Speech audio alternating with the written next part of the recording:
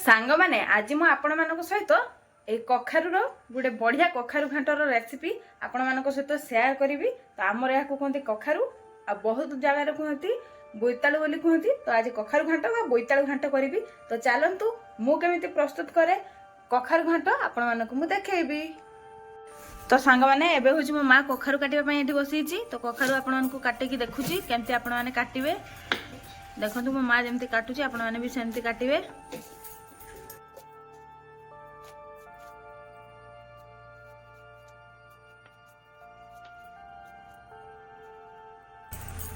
एमती कखारुर मंजी आ चुपा को बाहर कर देबे। तापर एमती लंबा लंबा करके काटी देबे। तापर एमती सरू सरू करके छोटो छोटो करके काटी देबे। देखंतु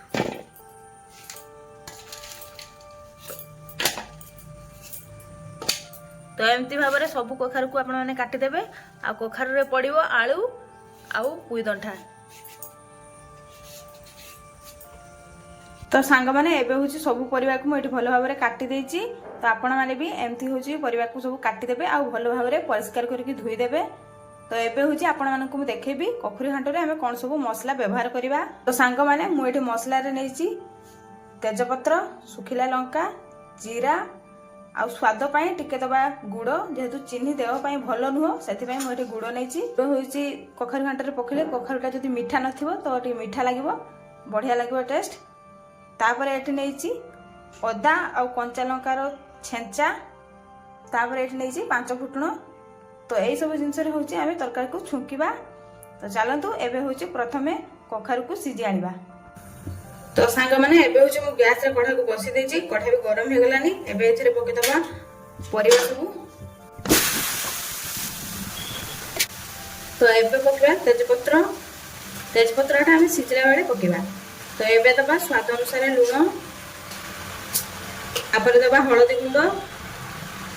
एबे दबा अल्प टिके पानी। सांग माने एठी होची मु अल्प टिके पानी दउची जेहेतु कखारु रे भी पानी भारिबो सेति पई मु बेसी पानी दउनी। एबे होची याको किछि समय पई सिजिबा पई छाडी दबा। तो सांग माने एबे होची आमे पकेबा अदा और कंचा लंका रो जो छेंची की रखितले सेटा पके दबा।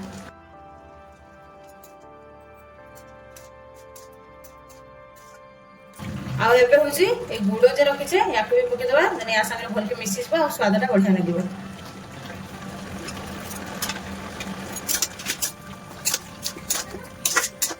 तो एबे होची याको आ किछि समय पई एम्ति घुड़े के रखि दबा सिजिबा पई के छाड़ दबा।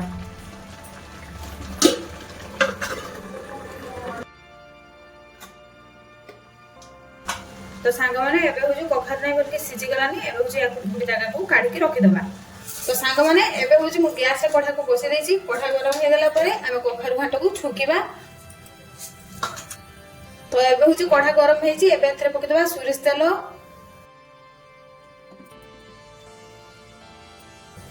एबे पकेबा सुखिला लंका। तो एबे दबा 5 फुटण। तापर देबा जीरा।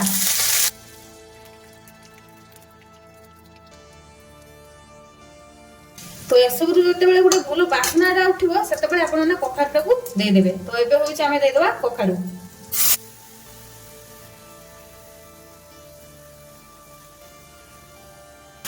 तो सांग माने एबे होची दबा एटा घर तयारी करा हैची मसला माने गरम मसला। तो एबे होची एथुर टिके पकी दबा देने कखारु घांटर स्वाद आहुरी बढ़ी जिवो।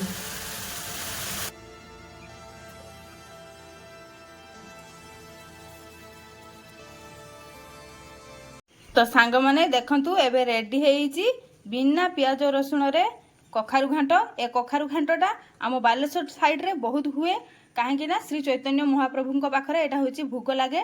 तो सेथि पई एपट साइड रे एमती निरामिष रे कखारु घांट तयारी करके खांती। तो आपण माने भी एमती कखारु घांट घरे तयारी करके खांतु।